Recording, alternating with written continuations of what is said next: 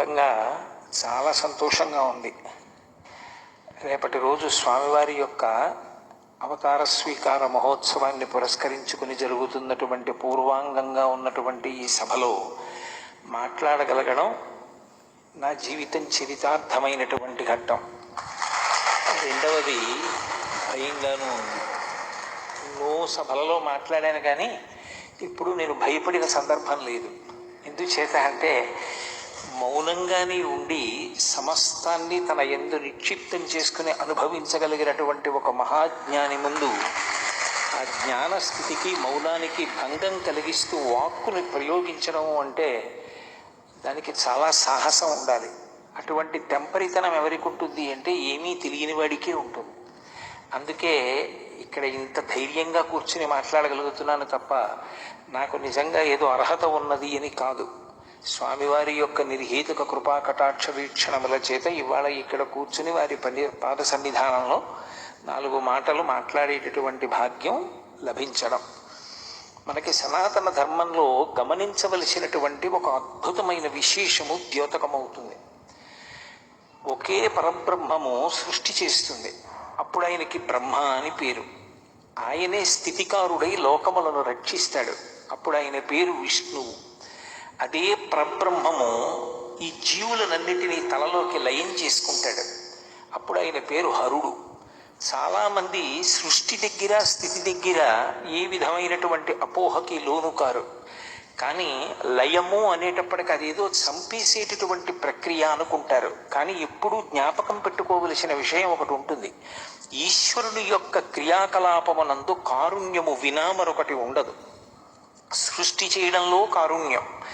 అయ్యో వీడికి ఒక శరీరం ఇచ్చాను, ఈ శరీరంతో శాస్త్రాన్ని గురువుని ఆధారం చేసుకుని భక్తితో కూడినటువంటి కర్మాచరణము చేసి భక్తితో కూడినటువంటి కర్మాచరణము చేత ప్రీతి పొందిన భగవంతుని యొక్క అనుగ్రహము చేత ఇయ్యబడినటువంటి వైరాగ్యము వలన పాత్రతను పొంది ఆ పాత్రత చిత్తశుద్ధిగా మారితే చిత్తశుద్ధి వలన జ్ఞానమును పొంది ఆ జ్ఞానము వలన ఇక మళ్ళీ పుట్టవలసిన అవసరం లేని పునరావృత్తి రహిత శాశ్వత శివ సాయుధ్య స్థితిని పొందమని శరీరం ఇచ్చాడు. కానీ మళ్ళీ మళ్ళీ సంసార లంపటంలో ఇరుక్కుపోయి పరబ్రహ్మమును పొందగలిగినటువంటి స్థితిని మనం కోల్పోతే వీడు ఎటూ పొందలేడు. ఇన్ని లక్షల జన్మలెత్తి పునరపి జననం పునరపి మరణం పునరపి జననీ జఠరే శైలం ఇహ సంసారే బహుదుస్తారే కృపయాపారే పాహిమురారే అంటారు శంకర భగవత్పాదులు భజగోవిందంలో. వీడు నన్ను పొందలేకపోతున్నాడు, నీవే వీడిని పొందుతానని పరమేశ్వరుడు కొంతకాలం జీవులకు విశ్రాంతినిచ్చి ప్రళయమునందు తాను పొందుతాడు. అందుకే అది మహాకారుణ్యం. ఒక్క తను పొందడమే కాదు, స్వల్పకాలిక ప్రళయము అంటే రాత్రి వేళ పట్టేటటువంటి నిద్ర లేకపోతే ఉదయం లేచినప్పుడు ఆకలి వెయ్యదు. ఆకలి వెయ్యకపోతే పదార్థం తీసుకోడు. పదార్థం తీసుకోకపోతే శక్తి ఉండదు. నిద్ర ఆకలి ఒకదాని మీద ఒకటి ఆధారపడతాయి. రాత్రి నిద్రనిస్తాడు కాబట్టి స్వల్పకాలిక ప్రళయం పరమశివుడు చేసేటటువంటి అనుగ్రహం. ఆత్యంతిక ప్రళయము అని ఒకటి ఇస్తాడు. ఆత్యంతిక ప్రళయము అంటే జ్ఞానమును కటాక్షించడం. మహాప్రళయము అంటే జీవులను తనలోకి తీసుకోవడం. ఇవన్నీ కూడా పరమకారుణ్యంతో చేస్తాడు. అందుకే సృష్టికర్తగా స్థితికర్తగా ప్రళయకర్తగా 3 రూపాలలో ఆయన ఏది చేసినా కేవలము కారుణ్యముతో చేస్తాడు తప్ప ఆయన చేసేటటువంటి పనుల యందు ఆగ్రహం అనేటటువంటి మాట ఎన్నడూ ఉండదు. ఈ 3 కలగలిసినటువంటి పదార్థం ఏది ఉన్నదో దానినే పరబ్రహ్మం అని పిలుస్తాం. ఎవ్వడు సృజించు ప్రాణుల ఎవ్వడు రక్షించు త్రుంచు ఎవ్వడనంతుండెవ్వడు ఈ విధమున మనుచు బెనుచు హేలారతుడై అంటారు పోతన గారు భాగవతంలో. ఆ ఒక్కడే సృష్టిస్తాడు, ఆ ఒక్కడే స్థితి చేస్తాడు, ఆ ఒక్కడే లయ చేస్తాడు. సృష్టి చేసినప్పుడు సృష్టికర్త, నిర్వహించినప్పుడు స్థితికర్త, తనలోకి తీసుకున్నప్పుడు ప్రళయకర్త. Usually we call the Parabrahmam in the name of the God. నన్ను ఇవాళ మాట్లాడేటప్పుడు అప్పుడప్పుడు ఇంగ్లీష్ వాక్యాలు కూడా చెప్తే ఇక్కడ ఉన్న విదేశీయులకి ఉపయుక్తంగా ఉంటుంది అన్నారు. లేకపోతే నేను కొంచెం ప్రవచనాల్లో ఇంగ్లీష్ వాడటానికి దూరంగా ఉంటూ ఉంటాను. The consolidation of the 3 activities generation, operation and destruction are commonly called the God. That is the reason why in English Parabrahmam is termed as the God. The letter G stands for generation, సృష్టి. The process of generation is symbolized by the Brahma. Next is operation. The running of the entire universe is called the protection, the operation. It is done by the Vishnu. The last one is destruction, taking everything into him. This is called the pralayam. It is done by Hara. It is called D. So the consolidation of the three activities, generation, operation and destruction, are commonly called the God. ఈ సృష్టి స్థితి లయ చేసేటటువంటి పరమేశ్వరుడు మీరు జాగ్రత్తగా గమనిస్తే సనాతన ధర్మంలో బ్రహ్మ విష్ణు మహేశ్వరుడుగా మాత్రమే ఉండడు. ఇంకొక మెట్టు కిందకు వస్తాడు. ఎవరి కోసం వస్తాడు అంటే 84 లక్షల జీవరాశులలో అలా ఆయన కిందకు వచ్చేది కేవలం మనుష్యుల కోసమే వస్తాడు. ఇక ఏ ప్రాణి కోసం రాడు. ఎందుకు రాడు అంటే మిగిలిన 83,99,999 ప్రాణులకు కర్మాధికారం లేదు. వాటికి శాస్త్రం చదువుకుని శాస్త్ర ప్రకారం కర్మ చేయడము అన్న మాట అన్వయం అవ్వదు. మనుష్యుడు శాస్త్రం చదువుకోవాలి, గురువు గారి పాదములను ఆశ్రయించి గురువు యొక్క ఆజ్ఞ ప్రకారం ప్రవర్తించాలి. అటువంటి మనుష్యుడికి మార్గాన్ని నిర్దేశించడం కోసమని ఆయన కిందకి దిగి గురువుగా వస్తాడు. అందుకే మీరు ఒక సంప్రదాయాన్ని జాగ్రత్తగా గమనించండి. సనాతన ధర్మంలో గురుస్వరూపము కానటువంటిది కేవలము దైవముగా మాత్రమే నిలబడిపోయినది మీకు కనపడదు. మీరు బ్రహ్మగారిని తీసుకోండి. నారాయణం పద్మభువం వశిష్టం శక్తించ తత్పుత్ర పరాశరంచ అనే అద్వైత గురు పరంపరలో బ్రహ్మగారిది ప్రముఖ స్థానం. నారాయణుడి తర్వాత ఆయనదే స్థానం. విష్ణువుని తీసుకున్నారనుకోండి, ఆయన కేవలం ఏదో కృష్ణ పరమాత్మగా శ్రావణ మాసం బహుళపక్షంలో అష్టమి నాటి అర్ధరాత్రి వేళ చీకట్లో పుట్టడానికి కారణం కాకతాళీయంగా ఏదో కర్మచేత నేను పుట్టినట్టుగా ఆయన కూడా పుట్టాడు అని అన్వయం చేయకూడదు. అంత కటిక చీకట్లో ఎందుకు వచ్చాడు అంటే ఆయన జగద్గురువు. చీకటి ఎక్కడుంటుందో ఆ చీకటిని తీసేయడమే ఒక దీపంగా గురువు యొక్క లక్షణం. అందుకే కృష్ణ భగవానుడే భాగవతంలో ఒక చోట తన గురువైన సాందీపని మహర్షి గురించి చెప్తూ, తిరివి అజ్ఞానతిమిర ప్రదీపమగుచు అవ్యయంబగు బ్రహ్మంబుననుభవించి భరిత సత్వండు సత్కర్మ నిరతుడతుల భూసుర శ్రేష్ఠుడలకొండు బుధనుతుండు అంటాడు. ఒక దీపం ఉన్న చోట చీకటి ఎలా ఉండదో అలా గురువు ఉన్న చోట ఇక అజ్ఞానం ఉండదు. ఆయన జగద్గురువుగా రావాలి. శ్రావణ మాసం అన్ని మాసములలోకి బాగా చీకటిగా ఉండే మాసం. వర్ష ఋతువు అయిన కారణము చేత నల్లని మబ్బులు కిందకొస్తాయి. బహుళపక్షం మరింత చీకటి. అష్టమి మధ్యలో తిథి మరింత చీకటి. అర్ధరాత్రి కటిక చీకటి. ఇంకా అంతకన్నా చీకటి ఉండడానికి తిథి ఇంకొకటి లేదు. పైగా బహుళపక్షం పితృదేవతలకు చీకటి, దేవతలకు దక్షిణాయనం చీకటి. దేవతలకి, పితృదేవతలకు, మనుష్యులకు అందరికీ ఏది గాఢాంధకారమో అప్పుడు ఆయన ఆవిర్భవించాడు. కాకతాళీయంగా కాదు, కోరి కోరి. అందుకు అవతారమైంది పరిపూర్ణ అవతారం. పోతన గారు భాగవతం చేస్తూ ఒక మాట అంటారు. జలధర దేహు నాజాలు చతుర్బాహు సరసీరుహక్షు విశాల వక్షు జారు గదా శంఖ చక్ర పద్మ విలాసు కంఠ కౌస్తుభమణి కంతిభాను కమనీయ కటిసూత్ర కంకణ కేయూర శ్రీవత్సలంచనంచిత విహారు మరుకుండల ప్రభాయుత కుంతలలాటు వైఢూర్య మణిగణ వరకిరీటు బాలు పూర్ణేందు రుచిజాలు భక్త లోకపాలు సుగుణాల బాలు కృపా విశాలు చూచి తిలకించి పులకించి చూర్యమంది ఉబ్బి చెలరీగి వసుదేవుడు ఉత్సహించే అంటారు. శంఖచక్ర గదా పద్మలతో పట్టుపీతాంబరంతో పరిపూర్ణమైనటువంటి అవతారంగా అర్ధరాత్రి వేళ కారాగారంలో తల్లిదండ్రులకు దర్శనమిచ్చి చెయ్యవలసిన భావి కార్యక్రమాన్ని నిర్దేశించాడు. కురుక్షేత్ర సంగ్రామంలో భగవద్గీతని లోకానికి ఉపదేశం చేశాడు అర్జునుణ్ణి అడ్డుపెట్టి. ఆ కృష్ణావతారం లేకపోతే భగవద్గీత లేదు. భగవద్గీత లేకపోతే ప్రస్థానత్రయంలో ఒక ప్రధానమైనటువంటి విషయం లేదు. అటువంటి భగవద్గీతని లోకానికి అందించడానికి వచ్చింది. అందుకే ఆయన జగద్గురువు. కృష్ణం వందే జగద్గురుం. విష్ణువు జగద్గురువుగా వచ్చారు. పరమశివుడు సరే. అసలు ఆయన ఒకప్పుడు మౌనంగా ఉపదేశం చేశాడు.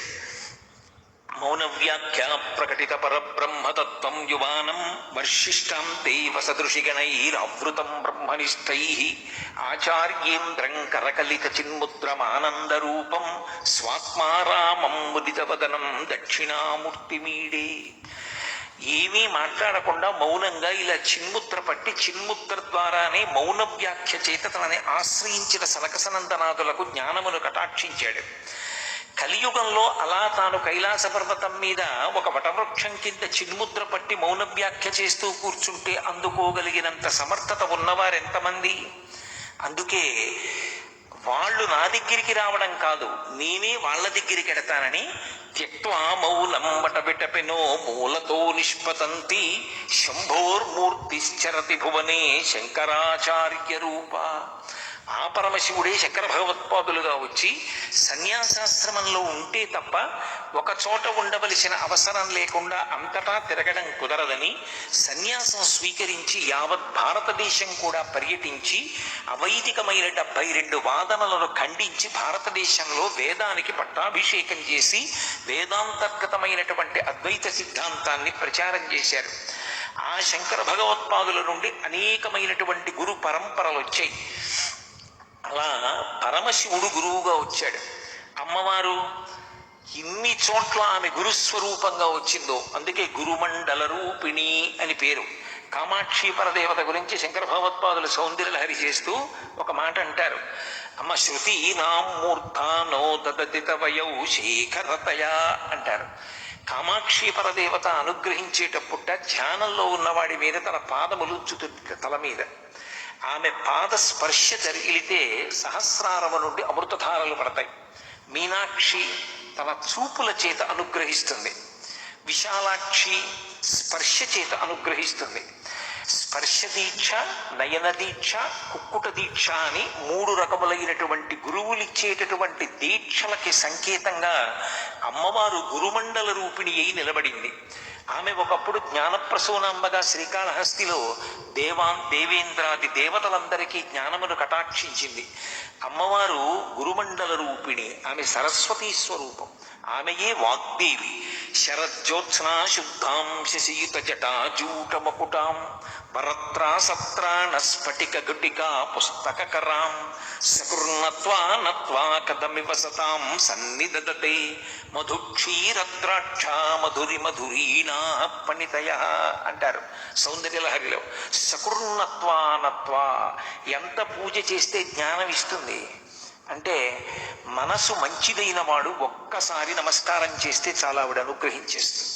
అందుకే మూకశంకరులు కూడా విమలపటి కమలకుటి పుస్తక రుద్రాక్షస్త హస్తపుటి కామాక్షి పక్ష్మలాక్షి కలిత విపంచి విభాసి వైరించి అంటారు.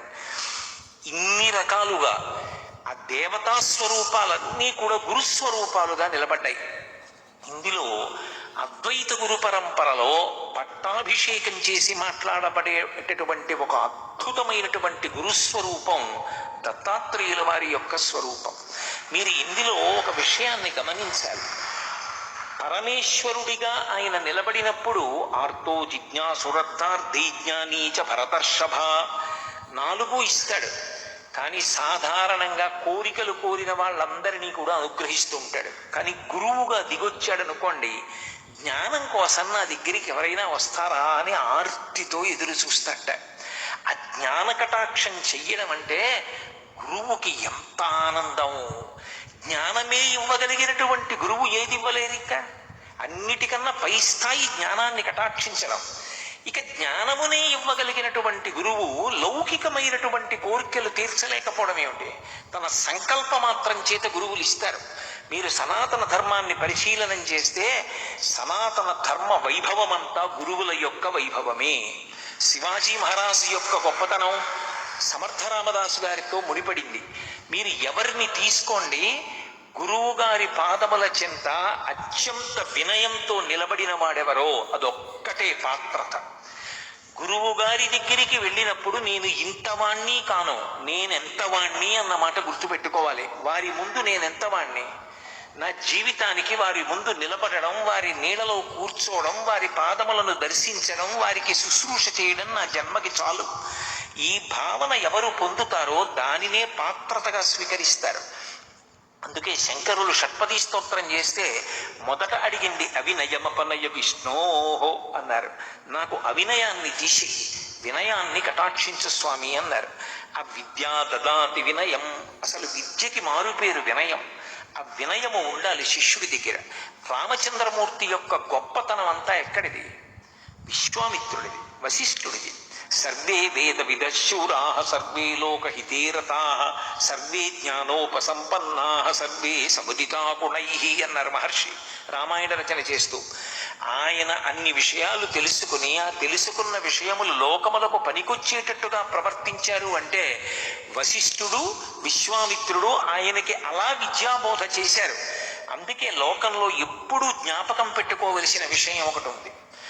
గురువు గారి నోటి వెంట ఏ మాట వస్తుందో అది ఆజ్ఞ, అది సలహా కాదు, అది కేవలముగా ఒక మాట కాదు. గురువు గారి నోటి వెంట వచ్చినటువంటిది ఏది ఉంటుందో దాన్ని ఆజ్ఞగా స్వీకరించగలిగిన వాడెవరో వాడు తరిస్తాడు. ఎవరు చెప్పనివ్వండి సలహా కావచ్చు, కానీ గురువు నోటి వెంట వచ్చింది మాత్రం ఆజ్ఞ. అందుకే రాముడు విశ్వామిత్రుడి దగ్గరికి వెడితే ఇలా చేతులు కట్టుకు నిలబడతాడు. సుబాహు తాటక మొదలైన వాళ్ళని సంహరించి కూడా చేతులు కట్టుకు నిలబడి ఒక మాట అంటాడు, ఆజ్ఞాపయేదీచ్ఛం వైశాసనం కరవామకిం అంటాడు.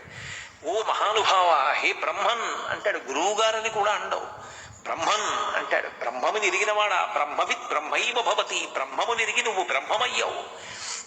నా కంటి ముందు పరబ్రహ్మము రాశీభూతమై కూర్చునుందలా. ఓ గురువా, మీరు మమ్మల్ని ఆజ్ఞాపించండి. శాసనం కరవామకిం, ఆ ఆజ్ఞాపించేటప్పుడు ఇది వీడికి చెప్పచ్చా అని ఆలోచించకండి. ఒరే ఆ పాదుకలు నావి తీసి అక్కడ పెట్టు అనండి. నేను ఇలా ముట్టుకోను, నా కుడి చేత్తో పట్టుకుని పైకెత్తి తల మీద పెట్టి పట్టుకెడతాను. మీరు ఆజ్ఞాపించినది నాకు శాసనం. ఆజ్ఞాపయ యథేచ్ఛం వై. దశరథ మహారాజు కొడుకు మారీచుల్ని పడగొట్టాడు, ఎక్కడికో తరిమి కొట్టాడు మానవాస్త్రంతో, సుబాహుని చంపాడు, తాటకని చంపాడు. అలా ఆలోచించద్దు. నేను ఏది చేసినా మీ అనుగ్రహం వల్లే. ఇది ఒక శిష్యుడికి ఉండవలసినటువంటి లక్షణం. మిగిలినటువంటి గురువుల యొక్క విశేషములు ఎంత గొప్పగా చెప్పబడతాయో దానికి అత్యద్భుతమైన రీతిలో భిన్నంగా ఉండేటటువంటి గురుస్వరూపం దత్తాత్రేయుల వారి యొక్క స్వరూపం. దత్తాత్రేయ స్వామి వారి యొక్క వైభవం వర్ణించడం ఎవరికీ సాధ్యం కాదు. అందుకే యదు మహారాజు గారు దత్తాత్రేయుల వారిని ప్రార్థన చేసినప్పుడు అవధూత రూపంలో ఉంటే ఒకటంటాడు, పరస్పర భిన్నములైన విషయములు ఎక్కడుంటాయో అక్కడ ఆయన యందు గోచరిస్తాయి. అనేక మంది స్త్రీల మధ్యలో ఉన్నట్లు కనపడతాడు ఒకప్పుడు పరమ వైరాగ్యమూర్తి. మధుపానం చేస్తున్నట్లు కనపడతాడు ఒక్కొక్కసారి, కానీ అది ఆయనని ఏం చేయదు. ఎందుచేతనంటే మీరు ఒకటి గమనించాలి. ఒక సామాన్యుడు మధుపాత్ర పుచ్చుకున్నాడు అనుకోండి, లోపలికి తూలిపోతాడు. అగ్నిహోత్రం అక్కడ అగ్గిపుల్ల వెలుగుతోంది అనుకోండి, నేను చెంచాతో నీళ్లు పోస్తే అగ్నిహోత్రం ఆరిపోతుంది. ఒక అరణ్యం కాలిపోతోంది అనుకోండి, నేను చెంచాతో నీళ్లు పట్టుకెళ్ళి పోసాను అనుకోండి, ఇప్పుడు పంచభూతములలో ఆ భూతధర్మం నిలబడుతుందా? నీరు నిప్పును ఆర్పుతుందా? నేను పోసిన చెంచాడు నీళ్లు అగ్నిహోత్రంలో కాలిపోతాయి, ఆవిరైపోతాయి వెంటనే. అప్పుడు నిప్పునది ఆర్పదు, ఎందుకంటే నిప్పు యొక్క శక్తి అంత తేజోవంతంగా ఉంది. అప్పుడు చెంచాడు నీళ్లు పనిచేయలేదు, ఇంకా నీరు నిప్పును ఆర్పలేదు. అలా అది వెలిగిపోతున్నటువంటి తేజస్సు. అందుకే జ్ఞానానల ప్రభావేన తస్మై శ్రీ గురవై నమః అంటాడు గురుగీతలో పరమశివుడు పార్వతీదేవితో. గురువు మనని అనుగ్రహించడానికి ఒక శరీరంలో కూర్చున్నట్లు కనపడతారు. నిజానికి అది శరీరం కాదు. ఆయన యథారూపంతో కనపడితే మనం హడిలిపోయి పారిపోతాం ఈ మంటపాన్ని విడిచిపెట్టి. అది జ్ఞానానల ప్రభావేన, అది రగిలిపోతున్నటువంటి జ్ఞానాగ్ని. ఆ జ్ఞానాగ్ని అది ఎవరు సన్నిధానంలో ఉన్నారో వాళ్ళందరినీ అనుగ్రహిస్తూ ఉంటుంది. అది కాల్చదు. దేన్ని కాలుస్తుంది అంటే లోపల ఉన్న అజ్ఞానాన్ని కాల్చేస్తుంది. వారి సన్నిధానంలో కూర్చోవడం చాలు. అందుకే గత జన్మంబుల నీవి నోచితిమో, యాగశ్రేణులు ఏమేమి చేసితిమో, ఎవ్వరికేమి పెట్టితిమో, ఏ చింతారతిన్ పొద్దుపుచ్చితిమో, ఏ సిద్ధాశ్రమమునం త్రొక్కితిమో, ఇప్పుడు చూడగంటి మిచటన్ కృష్ణార్థకు నిర్భయున్నది యశోద. ఒక మహాపురుషుడు ఉన్న ప్రాంగణాన్ని కాలుతో తొక్కడం చాలు జీవితానికి అదృష్టం. దత్తాత్రేయుల వారి యందు ఉన్న విశేషం మీరు జ్ఞాపకం పెట్టుకోవాలి. కృష్ణుడు పరబ్రహ్మంగా వస్తే కృష్ణుడు ఇవన్నీ ఎక్కడ చదువుకున్నాడు అని అడిగితే సాందీపని దగ్గర అని పూర్తిగా చెప్పడం కష్టం. ఆయన గురువుగా స్వీకరించి గురువుని గౌరవించాడు. కానీ దత్తాత్రేయుల వారి దగ్గర ఒక చమత్కారం ఉంది. కలియుగంలో దత్తాత్రేయుల వారి అవతారం మనం ధరించడానికి ప్రధాన మార్గం. ఎందుచేత అంటే ఇప్పుడు నేను ఆ విషయాలన్నీ వివరించడానికి ప్రయత్నించాననుకోండి, సమయం సరిపోదు. నాకు ఒక 30 నిమిషాలు అనుమతి ఇచ్చారు చాలు. ఏకశబ్ద సమ్యజ్ఞాత సృష్టప్రయుక్త స్వర్గే లోకే కామదుగ్భవతి. అటువంటి వారి సన్నిధానంలో మాట్లాడటం అంటే దత్తాత్రేయుల వారి సన్నిధానంలో మాట్లాడటం. కాబట్టి ఒక్క విషయాన్ని మనవి చేస్తాను. దత్తాత్రేయుల వారికి ఒకరు కాదు గురువు. అవధూతగా ఉన్నప్పుడు, అవధూతగా ప్రవర్తిస్తున్నప్పుడు ఒక్కొక్కసారి ఒక్కొక్కలా కనపడతారు ఆయన. ఒకప్పుడు అవధూతగా కనపడ్డారు. అవధూత సంప్రదాయం అనేది ఒక సంప్రదాయం. ఆ అవధూత సంప్రదాయంలో దర్శనమిచ్చినప్పుడు యదు మహారాజు గారు మాట్లాడుతుంటే నాకు 24 మంది గురువులు ఉన్నారు అన్నారు. 24 మంది గురువులా అన్నారు. ఎందుకనంటే గురు తత్వంలో ఒక లక్షణం ఉంది. ఆడది ఎలా ఉంటుందో శిష్యుడు అలాగే ఉండాలి అని శాస్త్రవాక్కు. నా భార్య ఉంటుంది ఇంట్లో. నా భార్య ఇంట్లో ఉన్నప్పుడు బంధువులు రానివ్వండి, బిడ్డలకి పెట్టినట్టు పెడుతుంది. నా స్నేహితులు రానివ్వండి, బిడ్డలకి పెట్టినట్టు పెడుతుంది. నా శిష్యులు రానివ్వండి, బిడ్డలకి పెట్టినట్టు పెడుతుంది. తన కడుపున పుట్టిన పిల్లలే రానివ్వండి, బిడ్డలకి పెట్టినట్టు పెడుతుంది. ఏది పెడుతున్నా మాత్రం ఒకటి గుర్తు పెట్టుకుంటుంది, ఇలానే ప్రవర్తించడం నా భర్త గౌరవం నిలబడడానికి. భర్త గౌరవాన్ని మాత్రం ఎన్నడూ దృష్టిలో పెట్టుకుంటుంది. దృష్టిలో పెట్టుకుని చేసే ప్రతి పని ఆయన యొక్క ఔన్నత్యానికి. అలా దత్తాత్రేయుల వారు లౌకికమైనటువంటి విషయాల్ని గురువులుగా తీసుకున్నారు. దత్తాత్రేయుల వారి జీవితాన్ని సమన్వయం చేసుకోవడం అలవాటైతే ఎవరో వచ్చి ఏదో చెప్పాలనే భావన పోయి జీవితంలో సంఘటనలు గురువులుగా మారడం అనేటటువంటి స్థితి కలుగుతుంది. ఎందరో మహాత్ములుగా మారడానికి కారణం దత్తాత్రేయుల వారి అనుగ్రహం ఎలా ఉంటుంది అంటే, తను ఒక చోట దెబ్బతింటే దాన్ని గురువుగా తీసుకుంటాడు. దత్తాత్రేయుల వారు ఏదో ఒక రూపంగా కాదు, 3 శిరస్సులతో బ్రహ్మ విష్ణు పరమేశ్వరులుగా 3 రూపాలు కలగలిసిన రూపంగా కనపడ్డారు. అలా దర్శనమిచ్చిన వారు ఒకప్పుడు నైమిషారణ్యంలో వారు దర్శనమిచ్చినప్పుడు అంత అద్భుతంగానూ దర్శనమిచ్చారు. బ్రహ్మ శిరస్సుతో, విష్ణు శిరస్సుతో, శివ శిరస్సుతో 3 శిరస్సులతో దర్శనమిచ్చారు. వారికి గురువులు 24 మంది. అంటే ఎలా ఉంటారు? శిష్యుడు ఆడది ఒకలా ఉండాలని నేను ఇందాక అన్నా కదా. గురువు గారు ఒక్కడే ఉంటాడు, పతి. ఇంటికి వచ్చేటటువంటి వాళ్ళు చాలా మంది ఉంటారు, అందరికీ అన్నం పెడుతుంది. అలాగే ప్రధానమైన గురువు ఎవరో ఆ గురువు పతి వంటి వాడు. మిగిలిన వాళ్ళు ఆదరభావం ఉంటుంది. ఆ గురువుల దగ్గర కూడా మంచి మాటలు నేర్చుకోవాలి, విమర్శ చెయ్యకూడదు గురువుల యందు. అందుకే దత్తాత్రేయుల వారు నాకు 24 మంది గురువులు ఉన్నారన్నారు. 24 మంది ఎవరు? వాళ్ళు ఎక్కడ నేర్చుకున్నారు మీరు ఈ పాఠాలన్నీ అంటే ఆయన 24 మంది పేర్లు ఒక శ్లోకంలో చెప్పారు. ఆయన అన్నారు, పృథిర్వాయురాకాశ ఆపోరగ్ని చంద్ర రవి. అక్కడికి 7 గురువులు.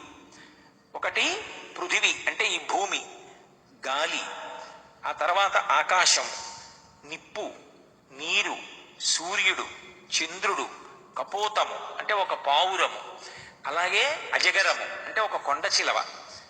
కపోతాజగర, అజగరము, ఆ తర్వాత సింధు సముద్రం, ఆ తర్వాత మధుకృత్ తేనెను తయారు చేసేటటువంటి తేనెటీగ, అన్ని చోట్ల నుంచి తెచ్చి తేనె పట్టులో పెట్టేటటువంటి ఒక తేనెటీగ. పతంగ ఒక దీపపు పురుగు. దీపపు పురుగుని దత్తాత్రేయుల వారు గురువుగా స్వీకరించారు. అది ఆశ్చర్యం. పతంగం, తర్వాత మధుకృత్, గజ ఏనుగు నాకు గురువు. అలాగే మధుహ హరిణో మీన, తేనె పట్టుని పడగొట్టి తేనె తీసుకెళ్ళిపోయేటటువంటి వాడు. అలాగే హరిణో లేడి, అలాగే మీన చాప, పింగళ ఒక వేశ్య, పింగళ అనబడేటటువంటి పేరు కలిగినటువంటి వేశ్య. అలాగే ఒక పక్షి, ఒక లకుముకు పిట్ట అంటారు, ఆ పక్షి కుర్రము, ఆ పిట్ట అర్భకుడు, చిన్నవాడైనటువంటి చిన్న బాలుడు, ఆ బాలుడు నాకు గురువు. ఇక చిట్ట చివరి పాదంలో కుమారి, పెళ్లి కానటువంటి ఒక కన్య, శరకృత్ బాణములు తయారు చేసేటటువంటి వాడు, సర్ప పాము, అలాగే ఊర్ణనాభి సాలెపురుగు, సుపేనకృత్ సుపేశకృత్ చిట్ట చివర నాకు భ్రమర కీటకములు. ఈ 24 మంది నాకు గురువులు. ఇప్పుడు నేను 24 మంది గురించి చెప్పను, కానీ ఒక్క విషయాన్ని కొద్దిగా మనవి చేసే ప్రయత్నం చేస్తాను. అందులో పరమ గంభీరమైనటువంటి ప్రతిపాదన ఉంది. మీరు ఈ గురువుల్ని జాగ్రత్తగా పరిశీలనం చేస్తే ఇవి అన్ని ఆశ్రమాలలో పనికొచ్చేటటువంటి వాళ్ళకి చెప్పారు. బ్రహ్మచారికి, గృహస్థుకి, వానప్రస్థుకి, సన్యాసికి ఏ ఆశ్రమాన్ని విడిచిపెట్టకుండా అన్ని ఆశ్రమములలో ఉన్న వాళ్ళకి గురుత్వానికి పనికొచ్చేటట్టుగా ప్రకృతిలోంచి స్వీకరించారు. నేను గృహస్థు గురించి మాట్లాడతాను, మనందరం ఇక్కడ ఎక్కువ మంది ఉన్నాం కాబట్టి. కపోతం గురించి చెప్పారు. ఒక పావురం ఒకటి ఉన్నది, అది చెట్టు మీద కాపరం ఉంటుంది. దానికి ఓ భార్య ఆడపావురం. ఆ ఆడపావురం గుడ్లు పెట్టింది, గుడ్లు పెట్టి పొదిగింది.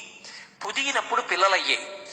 ఈ మాటల్ని, దత్తాత్రేయుల వారు చెప్పిన మాటల్ని మీరు మామూలుగా తీసుకోకూడదు, ఇందులో చాలా పెద్ద గాంభీర్యం ఉంటుంది.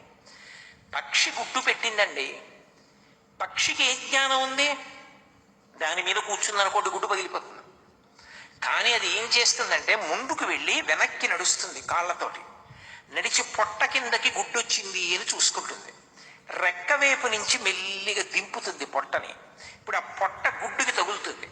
తగిలినప్పుడు గుడ్డు పెంకు, పక్షి పొట్ట తగులుతాయి. ఆ పైన ఉన్న పెంకు వేడెక్కుతుంది, లోపల ఉన్నటువంటి పిండం పొదగబడి పిల్లగా మారుతూ ఉంటుంది. అప్పుడు పక్షి కళ్ళు అద్భుతంగా ఇలా అరమోట్పుగా మూస్తుంది. ఇదే రామకృష్ణ పరమహంస అంటారు. పొదుగుతున్న పిట్ట గీయగలవేమో, పిట్ట మనసులోని ఆనందంతో కూడిన కన్నులు గీయలేవంటారు. పక్షికి ఎలా తెలిసింది అది తన గుడ్డని, గుడ్డులో తనకు పిల్ల ఉందని, ఆ పిల్ల పొదగబడుతోందని, తన పొట్ట వేడి పెంకుకు తగులుతోందని, పెంకు వేడి పిండానికి ఎడుతోందని, పిండం పిల్ల అవుతుందని, ఆ పై పెంకు పగలగొట్టుకుని పైకొస్తుందని, తన మాతృత్వం సిద్ధిస్తోందని దానికి తెలుసా? తెలుసు. అది పొదిగింది. ఇక్కడ అనుబంధం, సంసారం అక్కడ మొదలవుతోంది. నా బిడ్డలు పొదిగింది. ఎవరు? మనిషి కాడు, ఒక పిట్ట. పిల్లలయ్యాయి. ఇప్పుడు మగపక్షి నా వలన గుడ్లు పెట్టింది, అవి నా పిల్లలు కూడా. ఇది మీరు గృహస్థాశ్రమానికి అన్వయం చేసుకోవాలి. అంతే కదా, గృహస్థాశ్రమంలో నా భార్య కన్నా సంతానాన్ని చూసి నా బిడ్డలు అని నేను పొంగిపోనా? నేను తండ్రిని అని. అక్కడ వరకు దోషం ఉందా అంటే లేదు. ఇది శాస్త్రంలో చమత్కారం. పితృరుణం అని ఒకటి ఉంటుంది, సంతానాన్ని కనాలి. అతి సంఘం కూడదు. అందుకే మీరు జాగ్రత్తగా గమనిస్తే శాస్త్రంలో ఎక్కడా కూడా బాధ్యత అన్న మాట వాడరు. ఇది మా బాధ్యతలండి అని అనరు, కర్తవ్యం ఈ మాటే వాడతారు. అందుకే మీరు గురువులు మాట్లాడినా, ఋషులు మాట్లాడినా చూడండి, కర్తవ్యం. ఉత్తిష్ఠర శార్దూల కర్తవ్యం దైవమాన్నికం అంటాడు. కర్తవ్యం అంటే చెయ్యవలసిన పని చెప్తారు. చేయలేదనుకోండి ఇంకో మాట చెప్తారు, ఇంకా చేయలేదనుకోండి ఇంకా చెప్తారు. అంతేకాని వాడు చెప్పలేదని వీళ్ళు విసుక్కోరు. నీ చెప్పవలసింది చెప్తున్నానా లేదా, అంతవరకు. కర్తవ్యం అన్న మాటకు అర్థం ఏమిటంటే నేను చెప్పులు ఎప్పుడు విప్పేయాలో అప్పుడు విప్పేయాలి. నాకు కొడుకు పుట్టాడు, ఆ కొడుక్కి పెళ్లి చేశాను, వాడు గృహస్థాశ్రమంలోకి వెళ్ళాడు. ఇప్పుడు ఆ కొడుకు పుట్టాడు, బాలసారి పీటల మీద ఎవరు కూర్చుంటారు? నా కొడుకు కోడలు కూర్చుంటారు. నేనెందుకు వెర్రెక్కిపోవడం? నేను ఎప్పుడైతే కొడుక్కి పెళ్లి చేసేసానో అప్పటి నుంచి ఇంకా నేను పరబ్రహ్మాన్ని చేరుకునేటటువంటి ప్రయత్నం మొదలు పెట్టాలి. లేకపోతే జీవుడు ఏమైపోతాడు? ఇంకా మనవలు, ముని మనవలు అలాగే పట్టు కూర్చుని సంసారము పెరగట్లేదు, నువ్వు పెంచుకుంటున్నావు. నీ కర్తవ్యం చెప్పులు ఎక్కడిప్పాలో అక్కడ ఇప్పాలి. నేను కాకినాడలో బయలుదేరినప్పుడు చెప్పులు వేసుకునే బయలుదేరాను. ఇక్కడికి చెప్పులు వేసుకొచ్చాను లోపలికి. ఇక్కడ మహాపురుషులు కూర్చుని ఉన్నారు, నాకు ఇచ్చిన విడిదిలో విడిచిపెట్టి వచ్చేసాను. ఎక్కడ విడిచిపెట్టాలో అక్కడ విడిచిపెట్టాలి. ఎంతకాలం పట్టుకోవాలో అంతకాలం పట్టుకోవాలి. పట్టు విడుపు దీనికే కర్తవ్యం. అది రాలేదు పౌరానికి. నా పిల్లలు వెళ్ళింది, ఏదో పదార్థం తెచ్చింది, నోట్లో పెట్టింది, అవి కులకలకలకలు ఆడుతున్నాయి, అది సంతోషపడిపోతోంది, మగపిట్ట సంతోషపడిపోతోంది. కాలం అన్నది ఒకటి ఉంటుంది కదూ, కాలము మృత్యువునకు పర్యాయ పదం.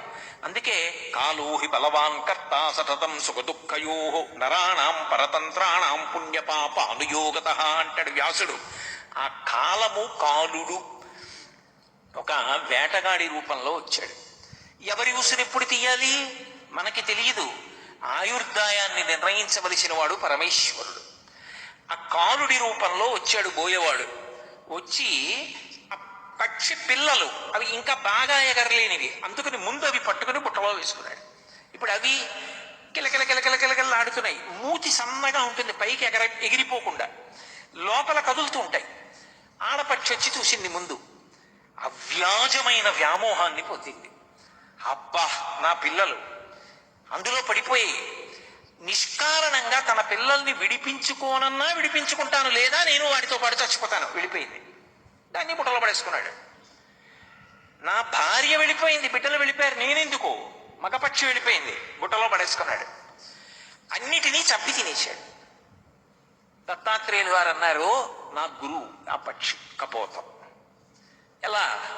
అతి సంగము కూడదు. సంగము వేరు, అతి సంగము వేరు. సంసారంలో ఉన్న తర్వాత భార్య బిడ్డలు క్షేమం చూడాలి, కానీ ఎక్కడ నీ కర్తవ్యం పూర్తయిపోతుందో కూడా నువ్వు తెలుసుకోవాలి. తెలుసుకోకుండా ఇక అదే పనిగా సంసారాన్నే పట్టు కూర్చుంటే ఒక్కటండి, శంకర భగవత్పాదులు చెప్పిన ఒక శ్లోకం గుర్తుంటే చాలు భయం వేస్తుంది. యావత్ పవనో నివసతి దేహే తావత్ పృచ్చతి కుశలంగీహే గతవతి వాయో దేహాపాయే భార్యా బిభ్యతి తస్మిన్ కాయే. లోపలికి వెళ్ళిన ఊపిరి పైకి రాకపోయినా, పైకి వెళ్ళిన ఊపిరి లోపలికి వెళ్ళకపోయినా అయిపోయిందంతే. పడుకోబెట్టేశారు అనుకోండి నేల మీద, ఇన్ని అనుబంధాలతో ఎవరొచ్చి పిలవనివ్వండి, అన్నయ్య, తమ్ముడు, మామయ్య, బాబయ్య, పెదనాన్న, ఇన్ని పేర్లతో ఏమండి, ఏ పేరుతో పిలవండి, అది పలకదిక. శరీరం వెళ్ళిపోయింది, జీవుడు ఉద్ధరేణ ఆత్మనాత్మానం, నిన్ను నువ్వు ఉద్ధరించుకోవాలి. ఈశ్వరుడు ఆయుర్దాయం ఇచ్చాడు, నీ కర్తవ్యాలు అయిపోయాయి.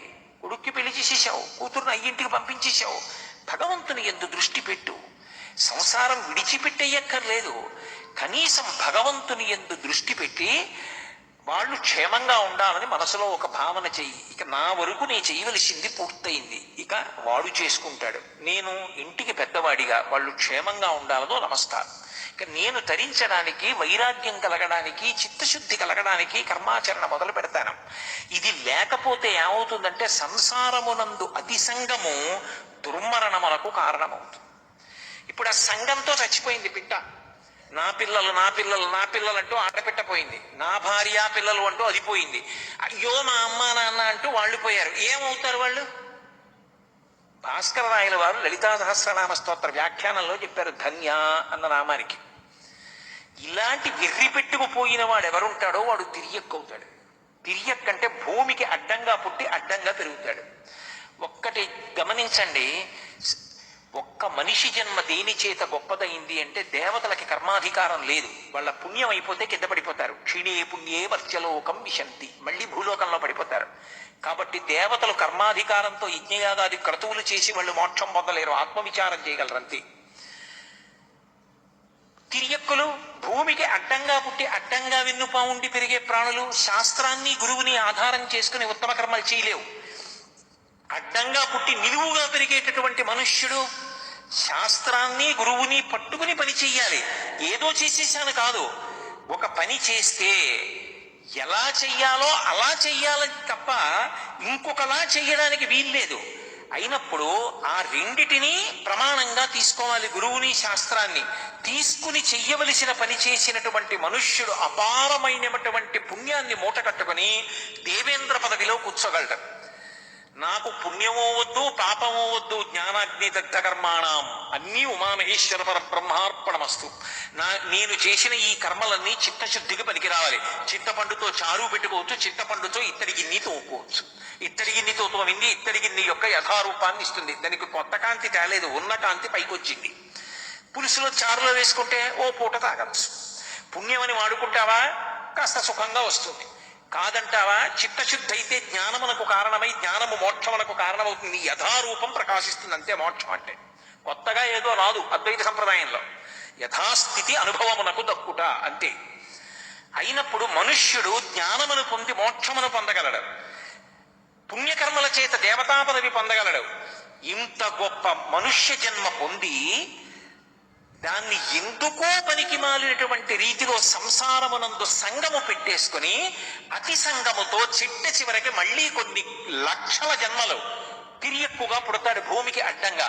ఏమో ఉచ్చేసి పట్టుకుంటారో, ఈట పెట్టి పొడుస్తారో, కత్తి పెట్టి నరుకుతారో, బాణం వేసి కొడతారో, కాళ్ళు చేతులు కట్టి తీసుకెడతారో, కంఠాన్ని కత్తితో నరుకుతారో, చచ్చిపోవడానికి కూడా స్వేచ్ఛ ఉండదు.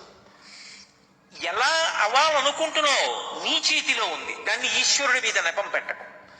ఈశ్వరుడి మీద పెట్టి సాధించేది లేదు. నీకు మనుష్య జన్మ వచ్చిన తరువాత నువ్వు సంగమును పరిశీలించుకోవాలి. ఎక్కడ ఎంతవరకు పట్టుకున్నానో అంతవరకు పట్టుకున్నానా, ఎక్కడ విడిచిపెట్టాలో అక్కడ విడిచిపెడుతున్నానా లేదా. అందుకే మనకి సంప్రదాయంలో ఆయన పండిపోయారండి అంటారు. పండిపోయారంటే ఏమిటి? పిండెగా ఉంటుంది, వదిలిపెట్టేసింది అనుకోండి కొమ్మని ఎందుకు పనికిరాదు. దోరకాయ వదిలేస్తే పనికిరాదు, పండిపోయింది, ముగ్గిపోయింది. పైన ఉన్నటువంటి తొక్క ముట్టుకుంటే మెత్తగా అయిపోతుంది, రంగు మారిపోతుంది, లోపల ఉన్నటువంటి పదార్థం అంతా మధుర రసంగా మారిపోతుంది. మీరు ఇలా చిన్న పిసర కన్నం పెడితే మధుర రసం కింద కారిపోతుంది. అప్పుడు తనంత తాను ముచిక విడిచిపెట్టేసి, తనంత తాను ముచిక విడిచిపెట్టడము అంటే ఈ శరీరమునందుండి దీన్ని ఋతుమంతం చేసుకోవాలి. దీని చేత శాస్త్రభీతమైన కర్మాచరణము చేసి కామాన్ని గెలవడం కోసం ధర్మంతో ముడివేయడానికి గృహస్థాశ్రమంలోకి వెళ్ళి పితృరుణం నుంచి విముక్తిని పొందడానికి సంతానాన్ని పొంది వాళ్ళకి ఇవ్వవలసిన ఆశ్రమంలోకి వాళ్ళని ప్రవేశపెట్టి ఇప్పుడు నీ కర్తవ్యం ఏమిటి అంటే ఈశ్వరుణ్ణి చేరుకోవడానికి నువ్వు మార్గంలో నడవాలి. అలా నడవకుండా సంగము పెట్టుకుంటే చిట్ట చివరికి ఏమైపోతాడు జీవుడు? ఈ అతి సంగము ఎలా పాడు చేసేస్తుంది అన్నదానికి నాకు కపోతము ఉదాహరణ. ఇప్పుడు నాకు ఒకటి చెప్పండి, దత్తాత్రేయుల వారికి కపోతం గురువు అయిందా?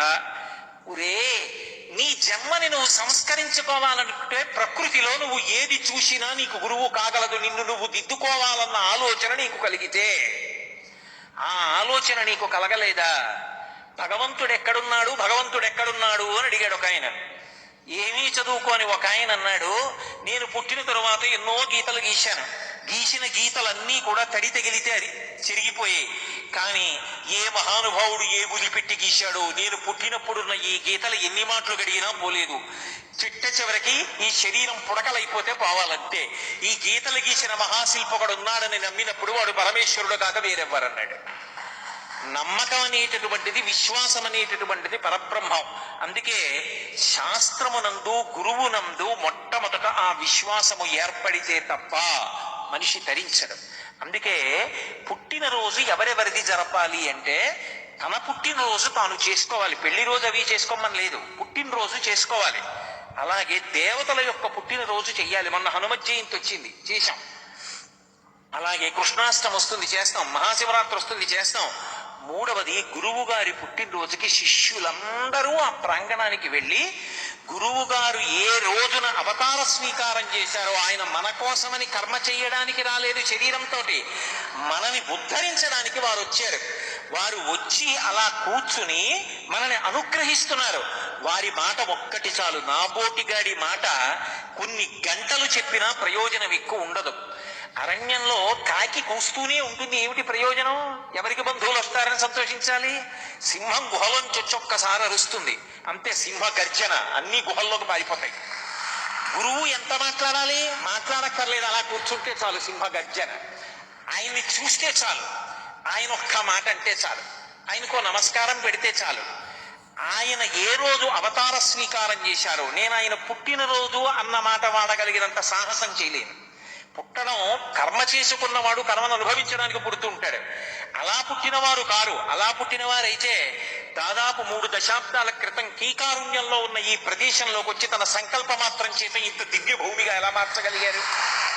ఆ సంకల్ప బలం లేకపోతే, ఆ తపోశక్తి లేకపోతే, ఎంత తపశ్శక్తి లేకపోతే ఇవాళ ప్రపంచ పటంలో ఉన్న అన్ని దేశాల వాళ్ళు గణపతి సచ్చిదానంద స్వామీజీ అన్న పేరు వినపడ్డంత మాత్రం చేత ఏదో తిక్కన గారి విరాట పర్వతంలో చెప్పినట్లు ఏదో నీరజాకరములు నిష్టయే చేసిన భవ్య తపంబ ఫలమనంగ దినసముఖాకినందిత చక్రయుగ్మకంబులయునురాగంపు బ్రోవనంగ హరిహర బ్రహ్మ మహానుభావంబులొక్కటింగాగ గరగిన గట్టియనగా అతుల వేదత్రయ లతికాచయము పెరుబొందం పుట్టెడు మూలకందమనగా జన సమాజ హృదయ కరపుట సరోజములకు ముకుళనంబును జృంభణంబును నొచ్చు భానుబింబంబు పూర్వాద్రిపై వెలింగి అంటాడు.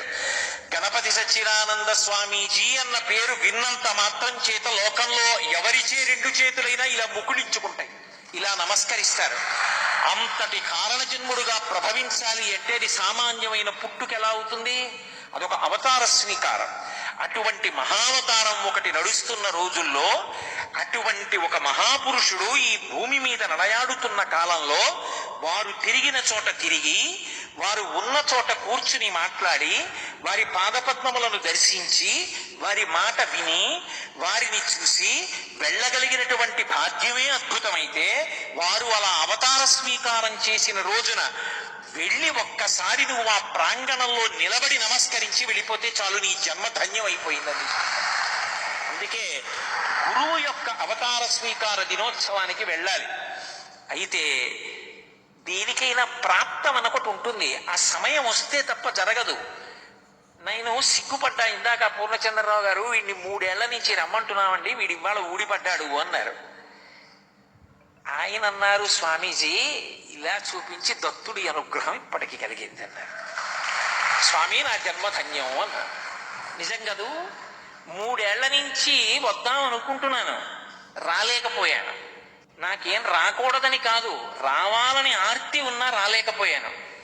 ఇప్పటికీ నా జన్మ పండిందంటలేదు, వారి అనుగ్రహం లాగిందంటున్నాను.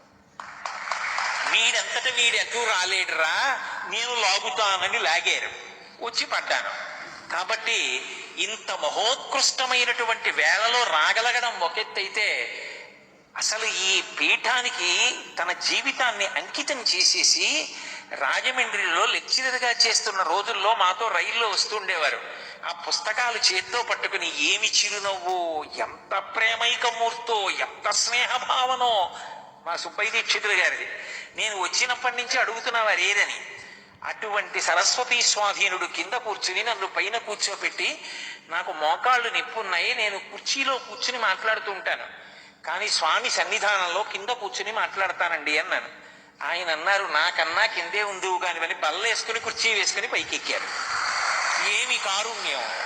నువ్వు కిందే ఉన్నావుగా, నేను పైనే ఉన్నానుగా. ఓ చిన్న గీత కింద పెద్ద గీత గీసి, చిన్న గీత ఓ గీతని చిన్న గీత చెయ్యాలంటే కింద పెద్ద గీత గీస్తే చాలు. నేను పైన ఉండడం కదా నీకు కావాలి.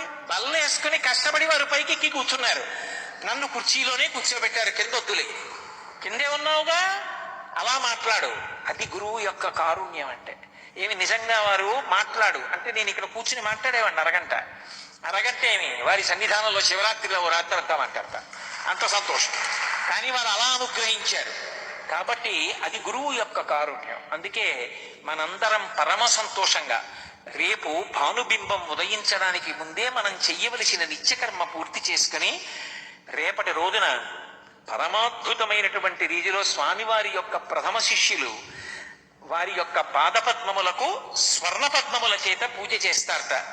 ఆ వైభవోపేతమైన సన్నివేశాన్ని తిలకించి మనందరం ఆ మధురానుభూతులతో వేదం ఎలా విధించిందో అలా ప్రవర్తించామన్న తృప్తితో, స్వామి మా అంతట మేముగా మమ్మల్ని ఉద్ధరించుకోగలిగిన శక్తి కలవాళ్ళం కాదు, మేము మా మనసుల్ని మీ దగ్గర మూట కట్టి పెట్టేస్తున్నాం, మమ్మల్ని ఉద్ధరించే కర్తవ్యం మీరు స్వీకరించండి అని నమస్కరించి మన ప్రాంతాలకి బయలుదేరతాం. ఇంతకన్నా ఇచ్చిన వేళ దాటి మాట్లాడటం గురువు గారి ఆజ్ఞని ధిక్కరించడం అవుతుంది. అందుకని నేను నా ప్రవచనాన్ని ఇక్కడితో పూర్తి చేస్తూ, నిజంగా వీడికి ఏదో పని చెప్పకపోతే వీడు ఎలా తరిస్తాడని నన్ను తీసుకొచ్చి ఇక్కడ కూర్చోబెట్టి నా చేత చెప్పించారు తప్ప నిజంగా చెప్పడానికి అర్హతనున్నవాడిని నా చేత చెప్పించారనుకుంటున్నారా? అది వారి అవ్యాజ కారుణ్యం. వారి యొక్క అవ్యాజమైన కారుణ్యానికి వేరొక్క మారు నా శిరసు వారి పాదపద్మములకు తాటించి నమస్కరిస్తూ స్వస్తి.